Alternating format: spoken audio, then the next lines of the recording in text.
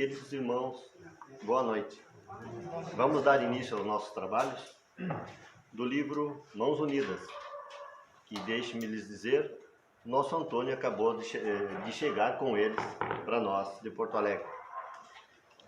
No item 27, autoaceitação, leitura de harmonização. No capítulo da insatisfação, urge considerar que dispomos atualmente na Terra de avançadas ciências psicológicas, ensinando-nos a conhecer as deficiências e inibições dos outros. Entretanto, muito dificilmente reconhecemos com elas o impositivo de estudarmos, não apenas a fim de atendê-las, mas, igualmente, com o objetivo de aceitarmos tais quais somos. Admitimos o desajuste e desequilíbrio alheio. Todavia, em se tratando dos nossos, muito frequentemente, caímos em aflição e rebeldia, aniquilando tantas vezes valiosas possibilidades de serviço em nossas mãos. Nos unamos em prece. Elevemos um pensamento de paz e harmonia na busca dos nossos bons mentores espirituais. Mentalizemos a presença amiga do nosso Mestre Jesus, junto a nós, iluminando esse nosso ambiente de muita paz e harmonia. Que as luzes, que as bênçãos do Mestre recaia em nossos corações. E com a permissão de Francisco Valdomiro Lores, nosso patrono, damos início ao trabalho desta noite. Que assim seja, graças a Deus. De antemão, uma expressão de gratidão e reconhecimento ao nosso Antônio por poder vir até nós, sua esposa, ao nosso presidente da União Municipal Espírita, o nosso Exauri, ao presidente do Caminho da Luz, a senhora presidente do Fraternidade, que se fazem junto conosco nesse momento tão importante para nós da Casa Espírita Mãos Unidas. Vamos dar então sequência às nossas palestras especiais do mês de outubro. Hoje nós recebemos o nosso Antônio Nascimento, presidente da Federação Espírita do Rio Grande do Sul. Mas antes, um pouco antes de ser presidente da Federação Espírita do Rio Grande do Sul, ele trabalhava conosco aqui em Santo Ângelo. Foi onde nós o conhecemos. E onde ele fundou, entre seus irmãos de Santo Ângelo, fundou o nosso Clube do Livro Espírita. Nós estamos junto ao Clube do Livro desde que ele trouxe para Cruz Alta. Acompanhamos toda essa história, toda essa trajetória. E acompanhamos quando o Antônio levou para Porto Alegre, para a Federativa, esse nosso clube. Então, nós recebemos hoje o nosso trabalhador espírita, presidente da Federação e fundador do Clube do Livro. Que bom que você está conosco, Antônio. Fique à vontade. Boa noite, amigos, amigas. É uma grata satisfação, vocês nem imaginam, a gente poder voltar para o nosso torrão, como a gente diz, né? O torrão gaúcho aqui, porque a gente tem um vínculo, né? Uma trajetória no movimento espírita aqui da nossa 8ª região, né? Que envolve a União Municipal Espírita de Santo Ângelo e as casas de São Adês, a União Municipal Espírita de Cruz Alta, de Juí. Pois a gente conheceu o espiritismo, né? O movimento espírita, na verdade, convivendo com valorosos irmãos ao longo de em torno de 30 anos, como o Genir comentou, o período que a gente esteve diretamente vinculado aqui em Santo Ângelo e estávamos frequentemente, né, nas nossas atividades, nos treinamentos, nas reuniões regionais, interregionais, nesta que é uma região muito pujante de atividades, porque temos casas já citadas e outras que não estão aqui, da União Municipal Espírita de Cruz Alta e as demais, que fazem um movimento espírita muito sério, com muita dedicação, né? E, então, hoje, nós, com uma responsabilidade de estarmos na presidência da Federação Espírita do Estado do Rio Grande do Sul, né, no mandato que se iniciou nesse ano e vai até final de 2024, nós podemos dizer que a gente representa a torno de mais de 400 casas espíritas do Estado, uma diretoria executiva com as suas várias áreas, e em nome desta diretoria executiva e do nosso Conselho Federativo Estadual, que reúne todas as casas espíritas do Estado, nós gostaríamos de abraçar, né, o nosso Mãos Unidas aqui pelos 32 anos. E estamos aqui com o objetivo de aprender e de compartilhar alguma coisa, né? Vivemos um momento pós-pandemia, um momento ainda bastante desafiador para o planeta como um todo, né? A gente que é espírita e que acompanha com mais intensidade esses momentos, a gente sabe, principalmente depois do lançamento da obra do Manuel Filomeno de Miranda, né, através da psicografia do nosso querido Divaldo, o Transição Planetária, que foi lançado em 2010, a gente sabe que todos esses desafios que nós estamos passando é um momento realmente desta transição que o nosso orbe está passando, né? Felizmente, nós avançamos a pouco e pouco, né?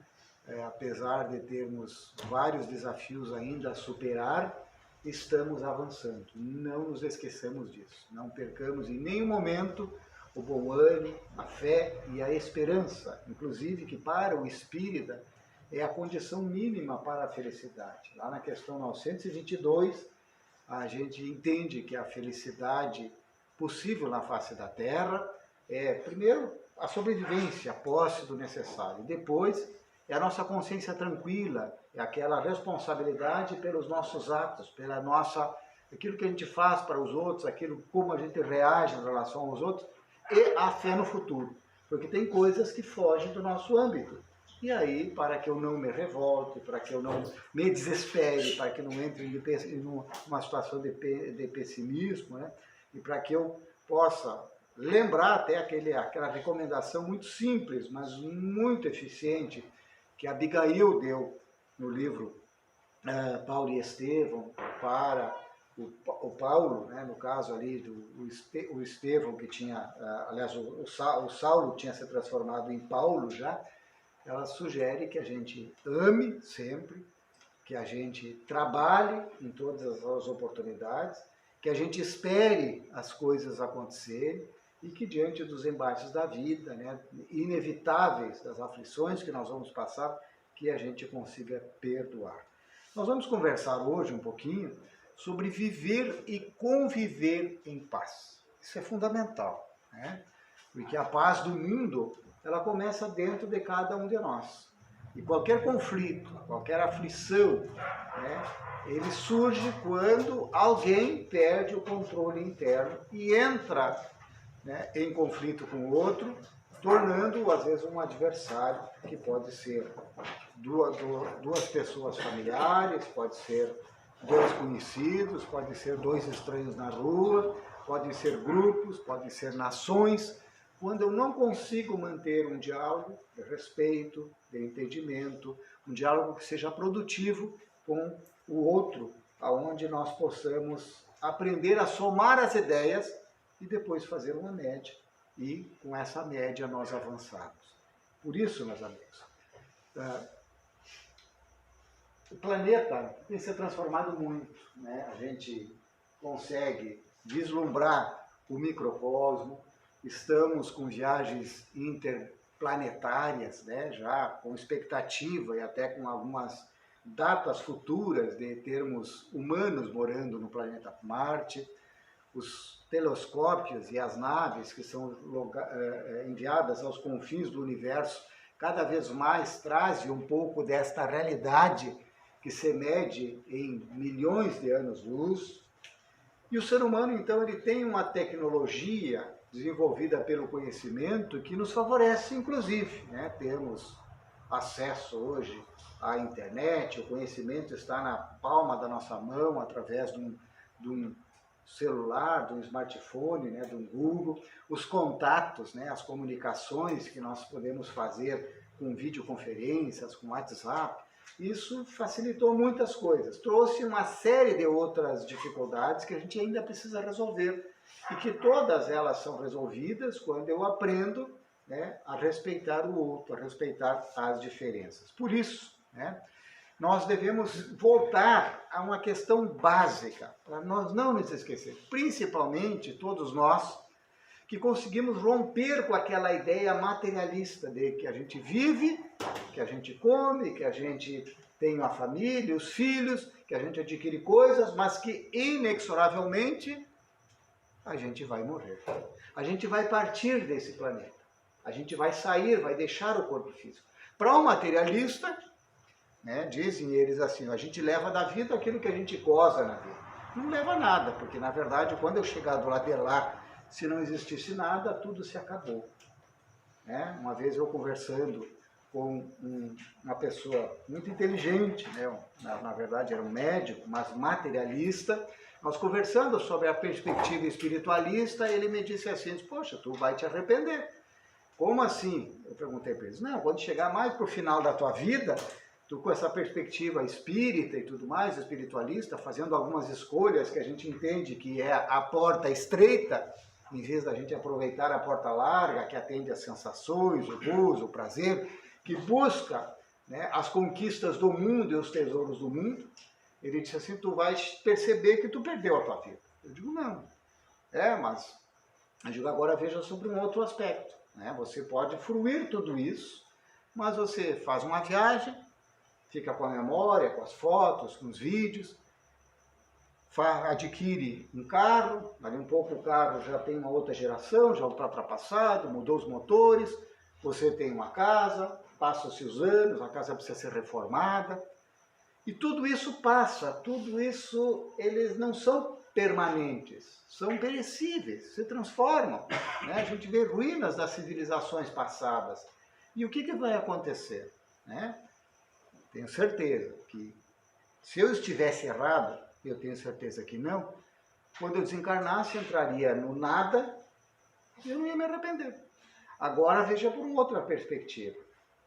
Como eu tenho certeza que continua, eu vou estar muito tranquilo, porque eu vou entender que eu estou fazendo uma trajetória que eu busquei valorizar e usar bem os meus talentos, as oportunidades, que eu vivi no mundo, mas sem ser do mundo. Agora verifica a tua posição. Se você chegar lá e ver que tu não tem nenhum tesouro que tu possa levar, talvez a tua situação seja complicada, será que não? E aí talvez surja exatamente o arrependimento. E o grande problema é o arrependimento. Tá? Tanto que a Joana de Ângeles, falando sobre a dor, ela diz que é sempre preferível a dor da renúncia, porque ela é voluntária, eu escolho renunciar, do que a dor do arrependimento. Porque o arrependimento é algo que eu deixei de fazer, algo que eu fiz mal, e aquilo fica me corroendo por dentro. Eu carrego até que eu possa, pelo amor, cobrir a minha multidão de pecados. E lembremos que não basta só não fazer o mal, nós precisamos fazer o bem. Fazer o bem. Qual é o propósito da vida? Qual é o propósito da nossa vida?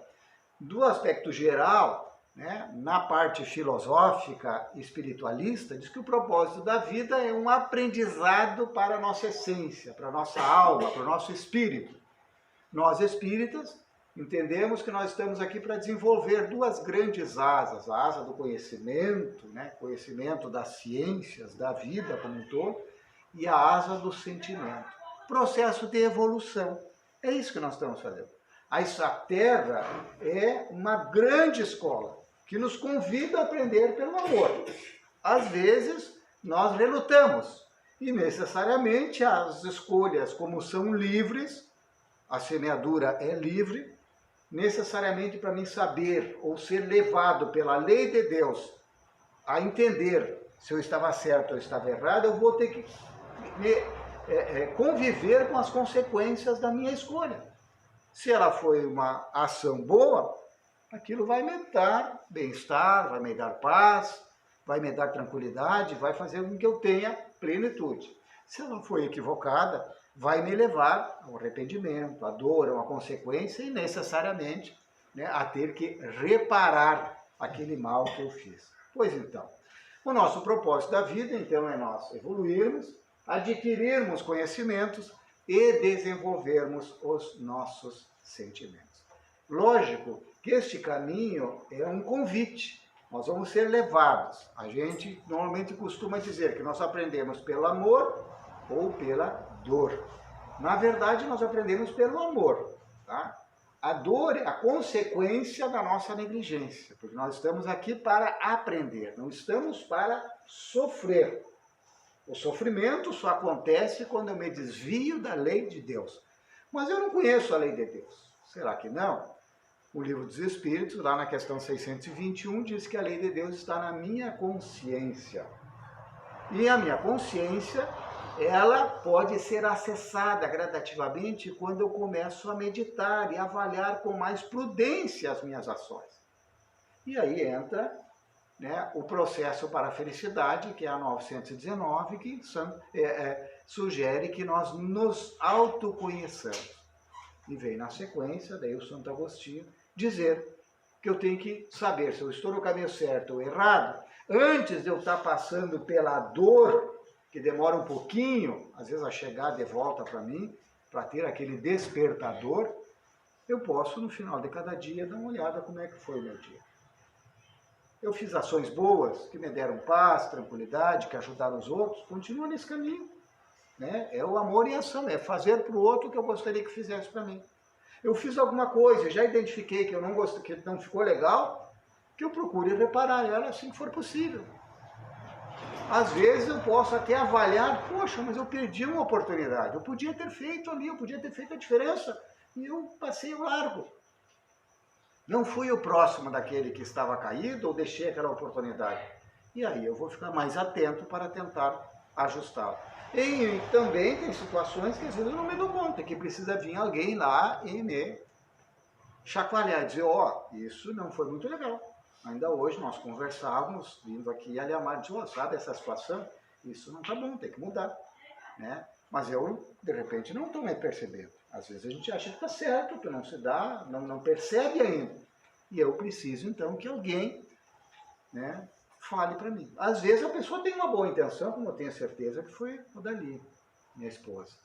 Mas pode ser que alguém que não gosta de você e que, de repente, tenta, né, fazer aquilo ali com o objetivo de te desconstruir, de te atacar e tudo mais. Mas, mesmo assim, o importante é que eu entenda que aquilo pode servir para mim. Não é o que o outro está me fazendo, mas o que eu faço com a situação que eu estou vivenciando.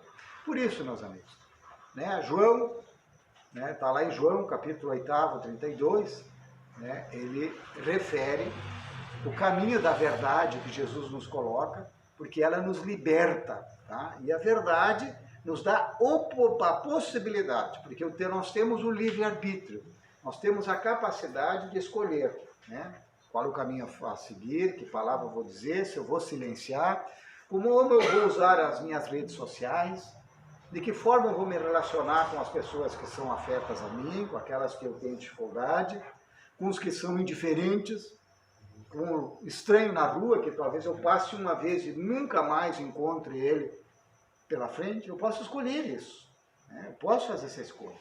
Mas não basta só o poder fazer essa escolha, eu preciso ter alguns padrões de o que significa cada escolha. Qual é a oportunidade que aquela escolha está me dando? Pois bem, né? Então a maneira de nós começarmos é pararmos somente de falar e começarmos a fazer. Por que a gente diz pararmos de falar? Normalmente quando a gente começa um processo de mudança de consciência e a transformação, eu começo a falar naquilo. É comum. Nós que falamos na tribuna espírita, muitas vezes falamos de atitudes e de exemplos, nem sempre de tudo que nós já adquirimos, nem tudo aquilo que a gente domina. Por isso que às vezes a gente é pego, como diz o gaúcho, com as calças curtas, né? E alguém vem assim, diz, mas tu não é espírita? E como é que tu está fazendo isso? Por quê? Porque ele sabe de fora que a doutrina espírita diz que tu deveria ser um verdadeiro espírito, um espírito cristão. Ele sabe lá, de repente a gente já falou, os caracteres do homem de bem. Pronto. Isso reconhece o seu verdadeiro espírita pelos esforços que faz para domar as suas más inclinações. Então, eu perceber, isso não está errado, tá? Não há problema nesse sentido. Né? Leon Denis, no livro O Problema do Ser, do Destino e da Dor, ele diz que aquilo que nós, naquela nossa autoimagem que a gente tem no dia a dia, é o nosso vir a ser. Eu não sou exatamente como eu acho que eu sou. E é importante que eu busque alguma autoimagem positiva. Porque se eu estou comprometido com a bondade, com a ética, com a justiça, com a fraternidade, com a afetuosidade, com a mansietude, com a paciência, se eu estou comprometido, eu me esforço em cada momento com aquilo ali. Eu me esforço. Só que ainda nem sempre eu conquistei bem aquilo ali. Né? Principalmente quando eu já perdi isso, eu não consegui fazer, porque eu não tinha ainda, mas eu estou perseguindo. Então vamos começar a ficar mais atento a fazer. Tá? Tem um ditado popular que diz, querer é poder. Né? Eu cresci ouvindo isso. Minha mãe dizia muito, querer é poder, e é importante. Mas com o passar da minha vida, eu fui identificar que, na verdade, o poder mesmo é fazer. Porque tem alguns que ficam só falando, e a gente precisa colocar em prática também. Precisa começar a colocar mais em prática. Então comecemos primeiro, por mudar a nossa percepção. Por isso Jesus fala dos olhos de ver e ouvidos de ouvir. Sensibilidade, eu tenho que estar presente, eu tenho que identificar. Não posso fazer as coisas tão rapidamente. Precisa um tempo de meditação. E nesses tempos rápidos, de acessos rápidos, às vezes eu me perco nisso. Por isso, é tão importante aquele momento que tu tira para uma leitura, para um evangelho, para uma meditação, para uma autoanálise. Porque eu começo a me perceber um pouco mais. E buscarmos, então, uma compreensão melhor sobre tudo que nos acerca. Pois bem, no capítulo 27 do livro do Evangelho segundo o Espiritismo, Pedi e obtereis, nós temos lá no item 7º, algo que para mim tem sido bem importante, né, já nos últimos anos, porque num primeiro momento eu tinha até um certo receio, eu não me sentia digno de fazer pedidos a Deus. Confesso para vocês, tá? Eu achava até que eu recebia tanto que eu não era digno de pedir. Eu achava que Deus sabe tudo, eu não posso pedir, mas eu já tenho... Me sentia constrangido praticamente. Mas a vida vai apertando, e aí a gente identificou nesse capítulo, nesse item, né, porque a prece, quando eu me aproximo do Criador, que é esse ato de eu pensar em Deus, de eu me ligar em Deus, e eu posso fazer a prece em agradecimento, em louvor, ou em rogativa, em pedido. Lá nesse item 7 fala de que há algo que os Espíritos sempre vão nos dar se nós pedirmos com fé. Sempre vão nos dar. E isso é importante. Sempre vão nos dar. E o que eles vão nos dar? O que eles vão nos dar? Não é dica do número da Mega Sena quando acumula, que a gente às vezes resolve fazer uma fezinha e tal, né? Não é isso. Eles vão nos dar coragem, paciência e resignação. Coragem para mim usar os meus talentos, para mim colocar realmente o trabalho, porque isso é desafiador.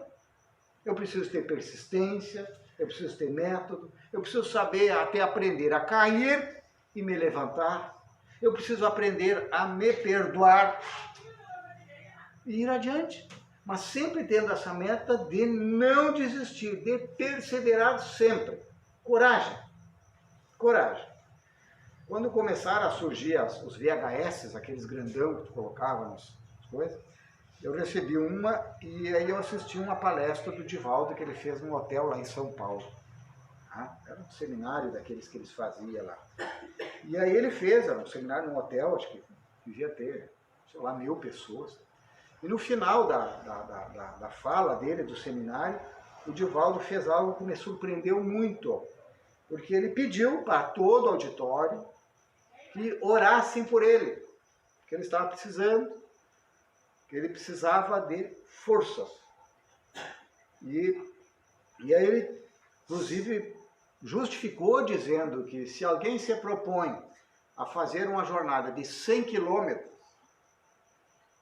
se ele caminhar 99 quilômetros e 900 metros e parar ou cair ali, ele não atingiu os 100 quilômetros. Ele não foi até o final da jornada. Então nós temos que estar sempre vigiando e orando. e pedir a coragem para suplantar os desafios. A nossa jornada, ela terrena, vai até o final da nossa encarnação. Inclusive até os momentos dos nossos testemunhos. Eu vou envelhecer, eu vou ter perdas, eu vou ter algumas dificuldades.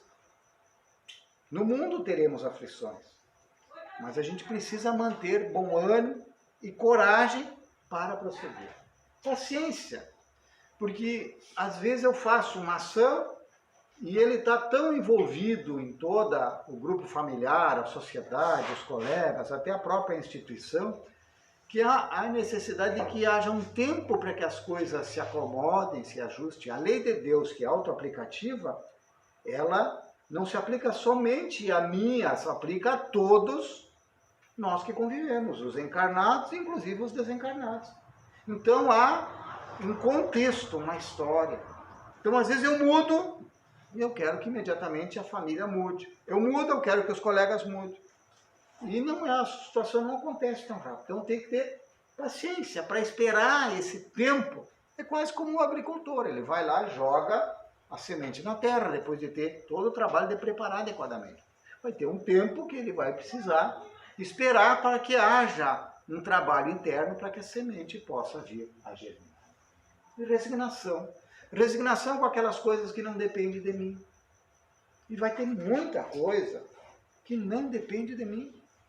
Grande parte, inclusive, das questões que nos envolvem na vida acabam nos afetando e não depende diretamente de mim.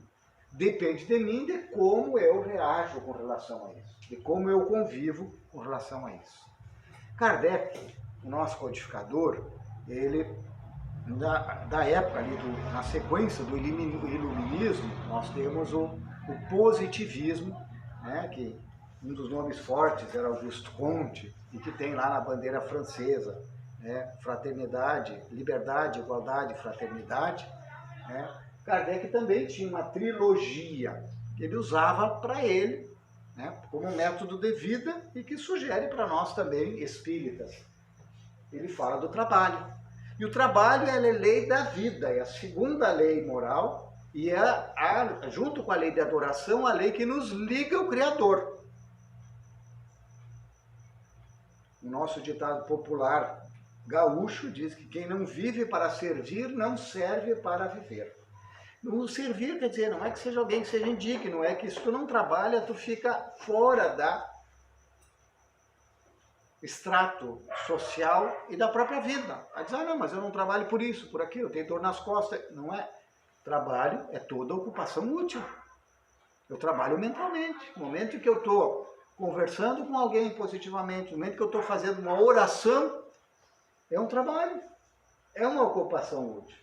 Solidariedade, né? A lei, a sexta lei que está lá no 7º capítulo da 3ª parte, é a lei de sociedade e quando eu convivo com o outro, eu preciso estabelecer um laço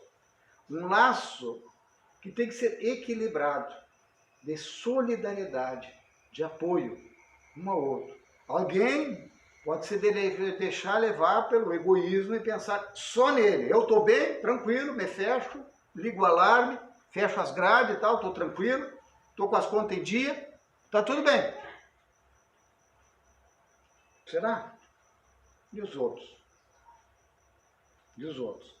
Há muitos anos atrás, na época da primeira gestão muitos conheceram, o nosso saudoso Jason de Camargo, que presidente da federação e que depois lançou aquela obra Educação dos Sentimentos, depois Educação dos Sentimentos, Caminho para as Virtudes, ele trouxe uma antropóloga lá que estava ali em Porto Alegre visitando, eu estávamos lá em Porto Alegre assistindo.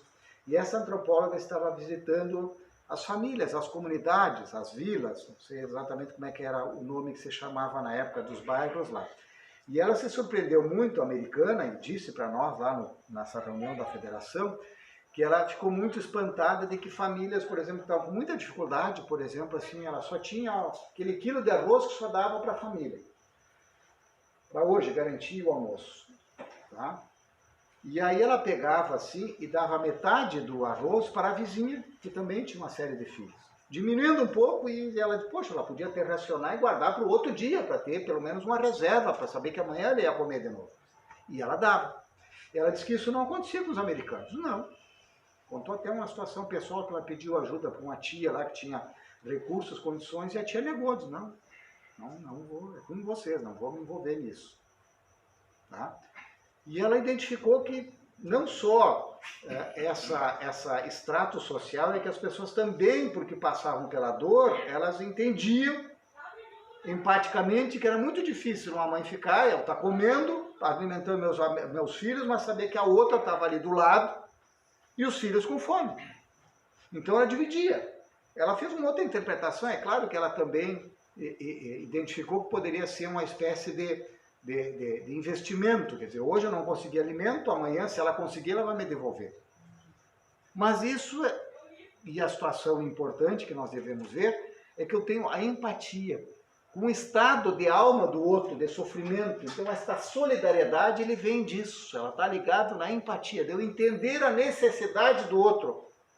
E o sofrimento, e a solidariedade também é na alegria.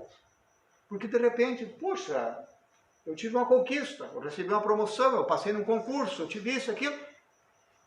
E aí eu posso ser solidário, ficando feliz pelo outro. E às vezes eu digo, mas eu queria para mim. Fiquei mal porque o outro ganhou.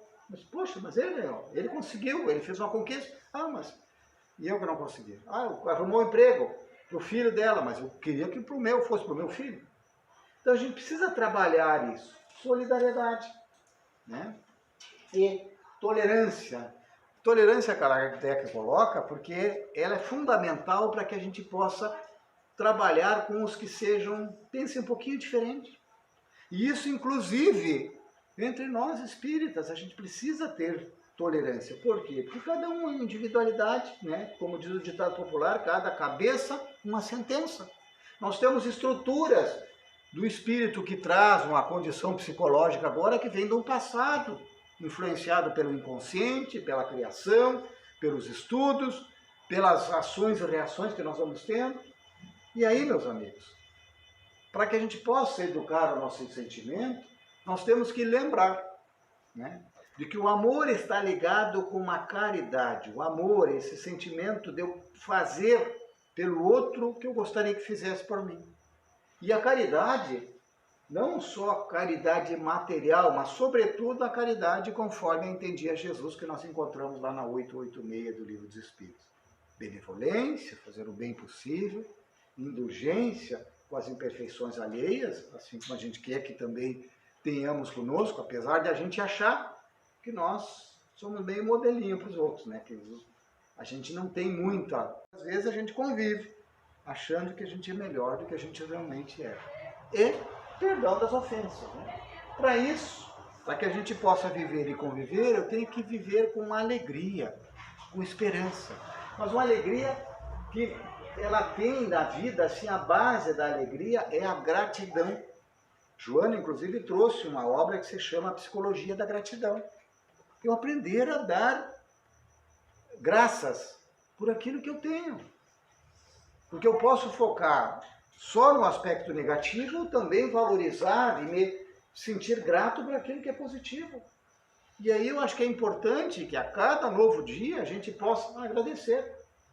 Quando eu abro os olhos e consigo ter a minha consciência que estou vivo, que estou tendo a oportunidade de talvez mais um dia inteiro pela frente, se eu consigo abrir a janela, de repente está um dia bonito, seja com sol, com chuva, eu consigo às vezes, pelo menos nós que estamos aqui vamos conseguir sair da cama, eu consigo ter algum tipo de alimento, eu olho ao redor, eu tenho conexão com alguma pessoa.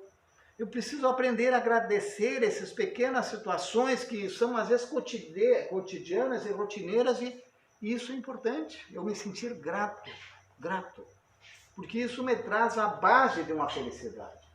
E eu tendo gratidão pela vida, pela oportunidade da experiência, eu com certeza vou conseguir agir com relação aos outros com afabilidade e doçura, respeito, jeito para falar, para escutar. jeito e até identificar o momento, se eu preciso dar um feedback, fazer uma sugestão para o outro, inclusive o momento que eu vou fazer isso. O melhor momento.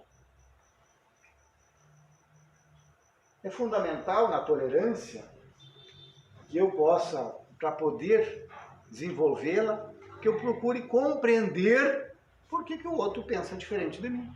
Por que o outro tem esse viés. E respeitar esta possibilidade do outro.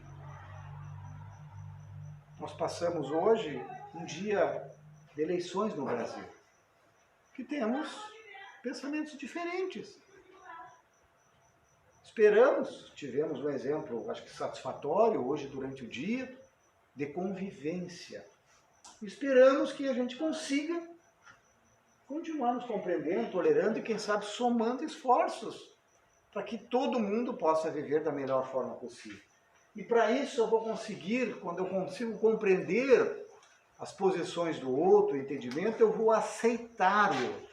Aceitar não significa que eu pense exatamente como o outro, mas ele tem direito a pensar diferente, a fazer uma escolha diferente. E muitas vezes a trabalhar com o perdão.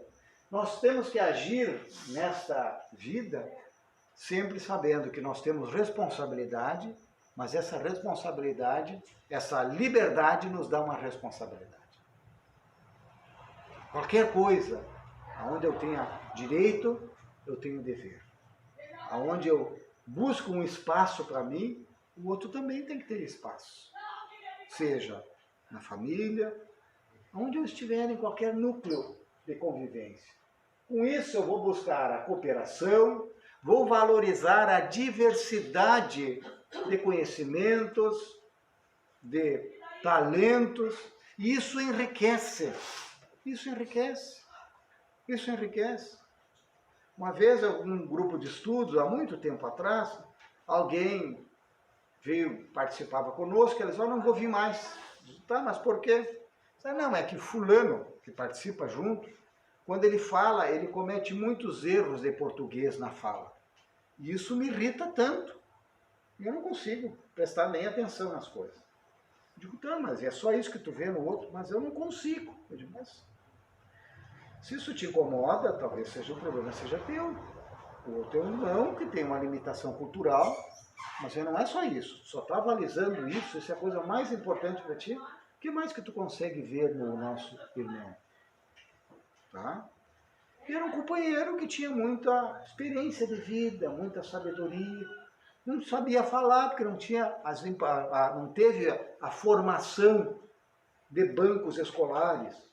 E aí tropeçava nos tempos verbais, errava uma palavra, mas ele tinha um coração bom e tinha tanto a ensinar.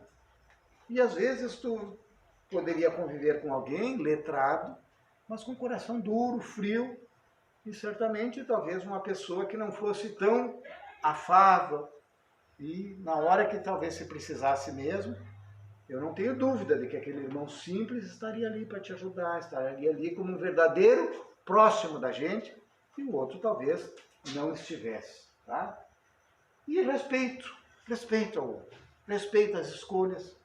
Claro que a grande tarefa que nós temos é com a nossa melhoria.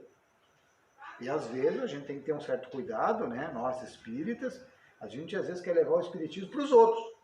E Kardec inclusive fala, em O Livro dos Médiuns, quando ele fala da classificação dos espíritas.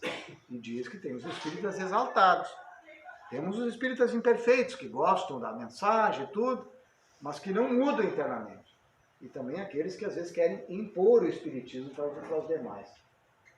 Por isso, é sempre importante que nós tenhamos um senso de justiça. Justiça começa na base lá que Jesus nos estabeleceu. Não fazer para o outro o que eu não gostaria que fizesse para nós. E de prudência, agir com prudência. Quando ele fala de ser manso como as pombas e prudentes como as serpentes, é a forma de eu agir. Pode verificar que qualquer história, quando tem um homem sábio, alguém que vai falar, ele é calmo, é tranquilo, chega alguém lá, propõe uma questão, desafia, o outro não se desestrutura, normalmente sorri, para, pensa, dá um tempo de trabalho e faz uma mensagem muito tranquila, muito simples, nunca se colocando em pedestal, mas de uma forma mais simples possível. Jesus é um exemplo disso. Falava, inclusive, para os agricultores, usando os exemplos do campo, para os pescadores, exemplos que eles conseguiam entender nas suas histórias e que servem para nós até hoje, né? Então, esse aprendizado contínuo, ele vai exigir de nós uma vigilância constante. Por isso, se nós somos espíritas, e eu tenho certeza, devemos estar fazendo esforços dia a dia para lutar com as nossas sombras, com as nossas imperfeições. Eu preciso sim, né, de tempos em tempos, se não conseguir fazer dia a dia como Santo Agostinho, né, dar uma olhadinha e ver como é que eu estou, como é que estão as minhas escolhas, como é que está a minha vida. E principalmente, às vezes, fazer um exercício assim, ó, passar régua. Se eu saísse hoje, porque a gente às vezes sempre acha que tem tempo para corrigir as coisas, que depois eu vou investir e vou recuperar. Se eu saísse hoje da vida, como é que eu sairia? O que eu deixaria? Como as pessoas lembrariam de mim? De que forma eu impactei a vida? Não para mim ter busto, como algumas eminentes homens da história têm, assim, não é por isso. Mas Joana de Ângeles diz que é importante que a gente vive de tal forma que quando a gente partir, nós deixemos pegadas, pontinhos de boas ações luminosas que podem servir de referência para aqueles que vêm depois de nós. E a referência são para os filhos, para os vizinhos, para os amigos, para os colegas com quem eu interajo. E não é por acaso que naquele pequeno, grande livro Vida Feliz, lá na página 120, ela vai dizer, mesmo que a gente não saiba, nós somos exemplo para alguém. Sempre tem alguém que está nos observando e que pode estar justificando as suas negligências, as suas falhas, escudado em nós. O Antônio, que você diz espírito, que é isso, aquilo, fez isso, fez aquilo, então eu estou bem. Se ele não faz, por que eu tenho que fazer? Aí eu tenho uma responsabilidade. Indireta, não é direta, porque a escolha é dele, mas indireta. Agora veja só, se por acaso, ele diz, poxa, mas o Antônio está melhor, está se esforçando, esses dias encontrei, achei que está melhor. Não, e aí não é o aspecto financeiro, mas está melhor como pessoa. Como é que ele está melhorando? Quais as ações? Como é que ele viveu? Foi exatamente assim que Kardec, na sua pesquisa científica, ele nos apresentou a obra conhecida O Céu e o Inferno.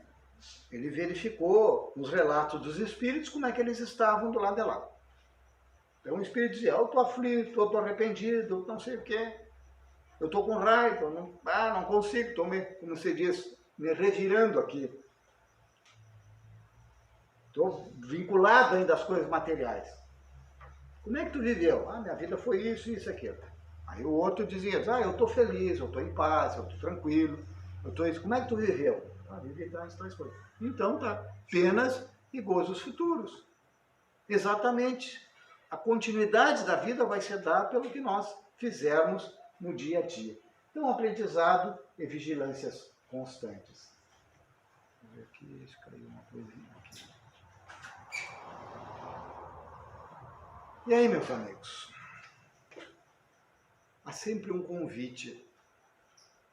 E tivemos Poverolo de Assis, o apóstolo João, que reencarna no século XIV, para trazer novamente ao seio da Igreja Católica um chamamento às origens, à humildade, à caridade, a esse desenvolvimento que o cristão tem que ter de ser realmente o sal da terra, que com muito pouca quantidade transforma tudo. E Francisco de Assis nos deixa um legado que serve para os nossos dias, em qualquer convivência que nós tenhamos. Eu gosto muito da prece de São Francisco, porque ele é um roteiro para que a gente possa ajudar aquele que está aflito, aquele que sofre, e também a estarmos vigilantes. E ele nos diz: Senhor, fazei de mim o seu instrumento da paz. Onde houver ódio, que eu leve o amor. Onde houver ofensa, que eu leve o perdão. Onde houver discórdia, que eu leve a união. Onde houver dúvidas, que eu leve a fé. Onde houver erro, que eu leve a verdade. Onde houver desespero, que eu leve a esperança. Onde houver tristeza, que eu leve a alegria. Onde houver trevas, que eu leve a luz. Ó Mestre, fazei que eu procure mais. Consolar que ser consolado. Compreender que ser compreendido. Amar que ser amado. Pois é dando que se recebe. É perdoando que se é perdoado. E é morrendo que se vive para a vida eterna.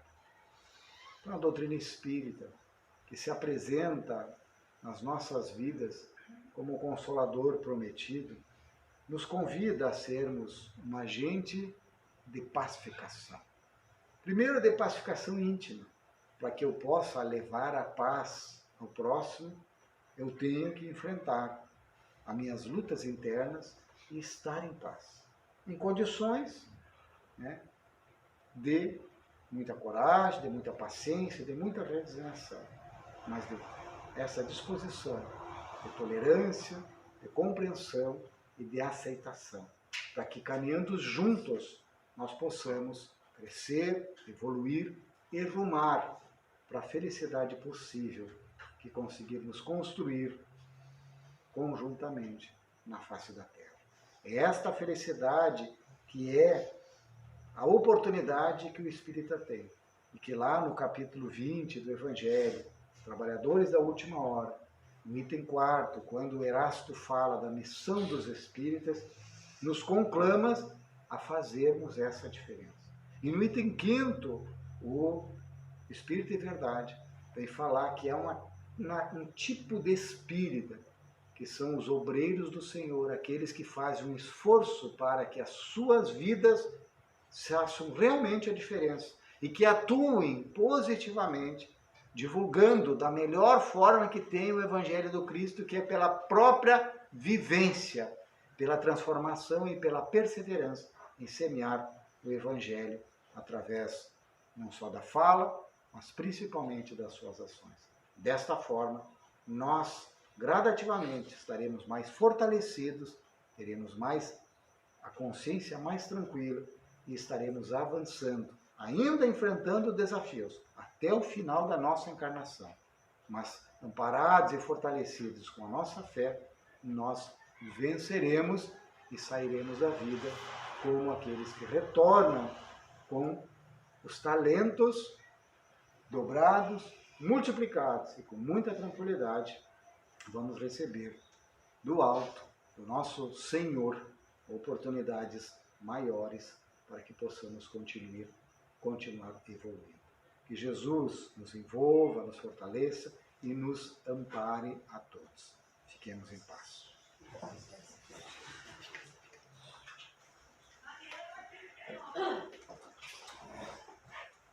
Agradecemos ao nosso Antônio por tão oportuna mensagem, pela essa fala amiga e pelo esforço de ter vindo de tão longe, estar conosco no nosso momento tão importante da construção da nossa casa.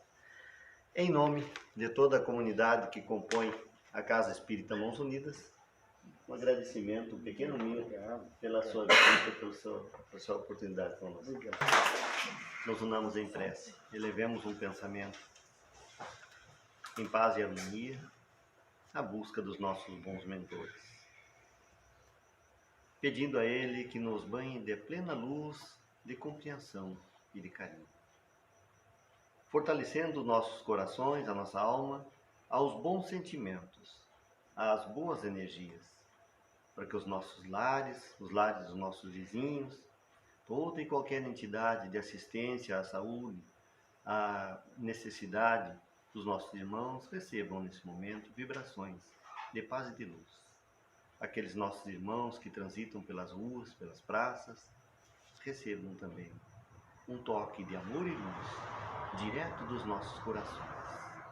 Que Jesus, no seu amor infinito, venha sempre à nossa casa espírita nos mostrar o caminho correto da boa atividade. Que a luz permaneça no coração de cada um. Que assim seja. Graças a Deus.